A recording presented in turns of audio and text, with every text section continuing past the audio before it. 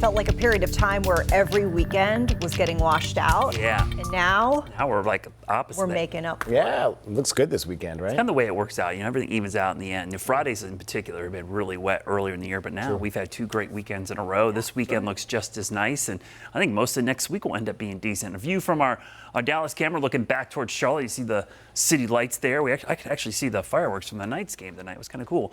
Dry air in place out there, so low dew points through the entire weekend, though they might come up a little bit on Sunday. We'll talk about that. Lots of sunshine, high UV index tomorrow. If you're heading to the lake or pool or you got any kind of outdoor activities, load up on the sunscreen. And it will be hot on Sunday. Even though it won't be too muggy, temperatures could be approaching 90 degrees.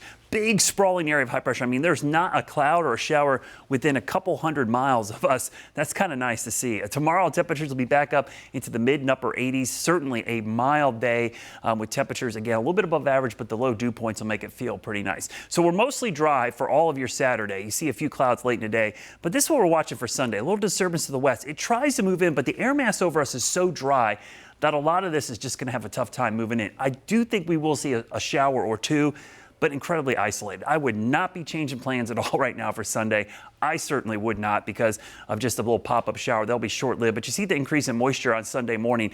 Dew points could briefly jump to 60, but then we get a reinforcing shot of dry air. So most of next week, Monday, Tuesday, Wednesday, we're right back to that great feeling air. So let's focus in on Sunday because we have no issues at all on Saturday. Sunday, mostly sunny to start the day, a few clouds here and there. We're dry through the middle of the afternoon, so most of the day is completely dry. It's really the evening hours that 1 or 2 maybe isolated showers just through 7 o'clock, but most of us will be dry, so that's why I said don't change your plans at all, even if you see a small rain chance in there. And on Monday, that dry air gets reinforced. So great feeling air for tomorrow. You notice the small little uptick, maybe low 60 dew points briefly on Sunday, but then that reinforcing shot of dry air comes in early next week. And trust me, we'll be back into the air you can wear before you know it.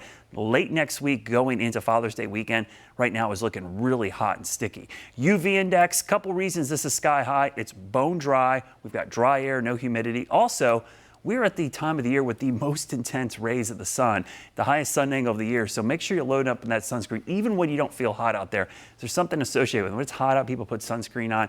Put it on regardless because it'll be intense the next couple of days. Speaking of heat, looks like most of the East Coast will start to warm up here for the middle of the month, right on schedule. Talked about going into Father's Day weekend. I expect temperatures to be above average, so likely a stretch of low 90s coming up as we go into next weekend. This weekend, though, warm, just not as muggy as we normally would expect. Upper 80s tomorrow, near 90 on Sunday, just a hair more humid.